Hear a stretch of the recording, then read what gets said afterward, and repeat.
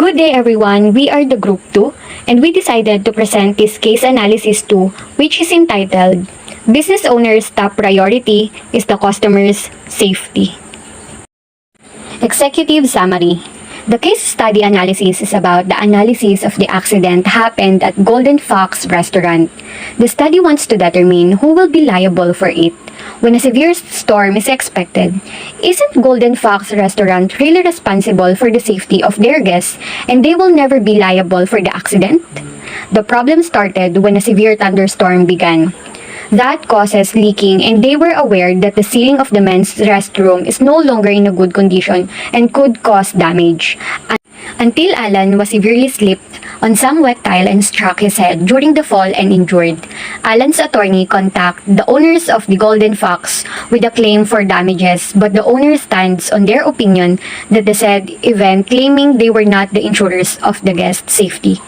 By implementing a monitoring process every month to check the facility to monitor if there is something that should be given immediate attention so that the accidents do not recur, and hire qualified employees who are experts in the field of maintenance because they really know what to do to ensure the safety of everyone. They must also provide signage to follow the safety precautions in the facility to give awareness.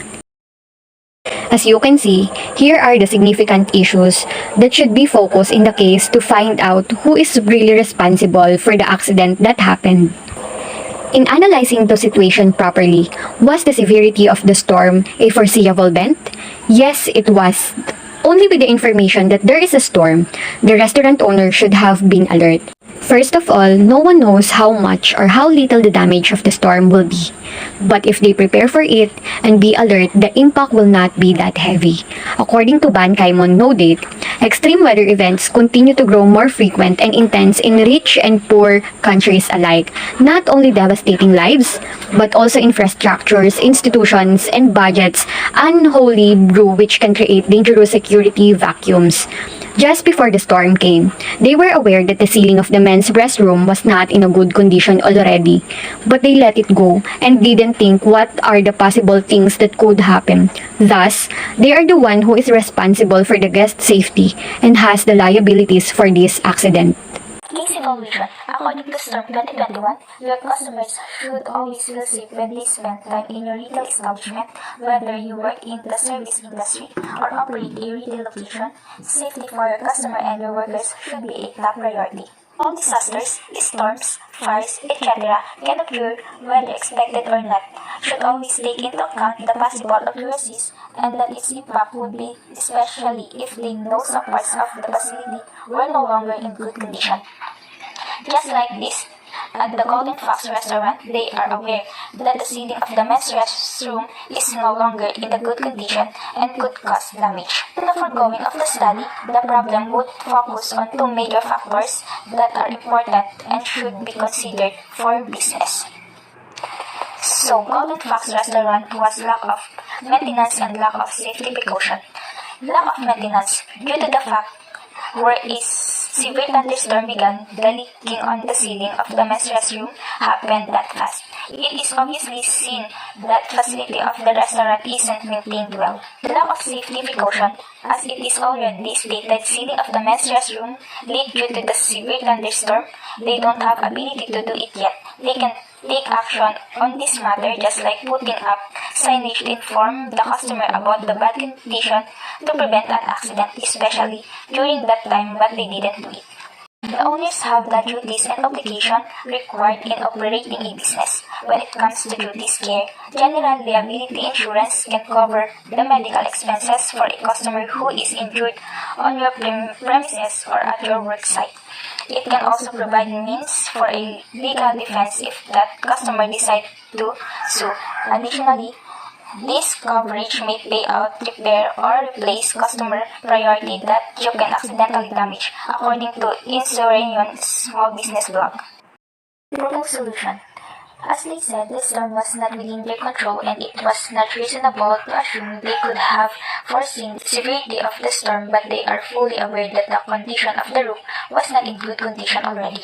Attorney of Alan can use this statement as a strong evidence to prove that the accident happened to Alan is caused by their negligence. Business owners should take precaution to prevent accident from occurring in the workplace, otherwise they could be liable. According to Small Business Blog 2022, the good idea that restaurant owners should do first is to contact Alan's attorney and admit that they made a mistake, but that doesn't mean they wanted someone to be in danger.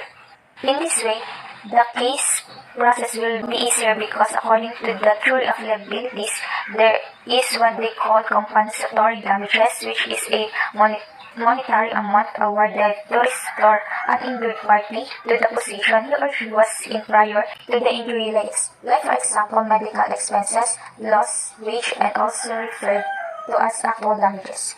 The owners must also conduct a monitoring process every month to monitor the facility if there's something that should be given immediately attention so they can prevent accident. High qualified employees who are knowledgeable enough in the field or maintenance because they really know what to do to ensure the safety of everyone. They must also provide signage to follow the safety precaution to warn them on the possible accident. As Clarice Safety Equipment 2021 stated, this is the easy way to warn them about unsafe conditions. Safety precaution must be strictly adhered to because if they are not, some employees can put all other employees at risk. Workplace accident translating to days missed for work, reduce productivity and lost profits. Generally, in the field of business, part of the duties of operate is the safety of customers as well as the employees. Without them, the business will not operate well. They brought significance to the success of the business, but at the same time, the owners has the power to terminate employees who cause a danger to other employees or guests. Conclusions and recommendation.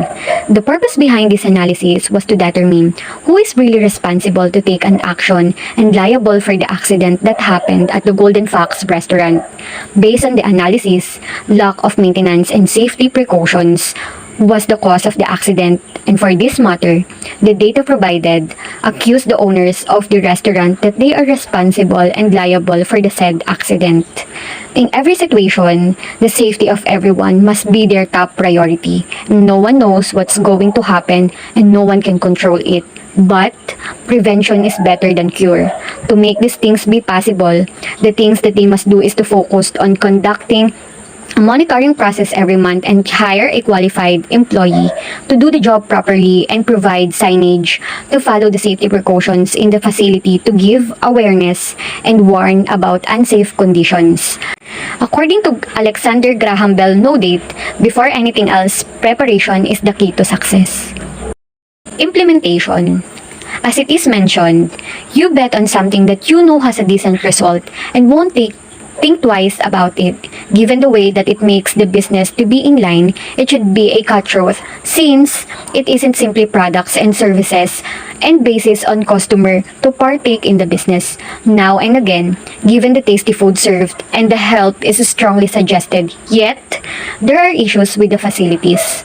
Facility layout and design is an important component of the business overall operations, both in terms of maximizing the effectiveness of the production process and meeting the needs of the employees. The basic objective of layout is to ensure the smooth flow of work, material, and information through a system, stated by Uninc.com featured presentation 2022.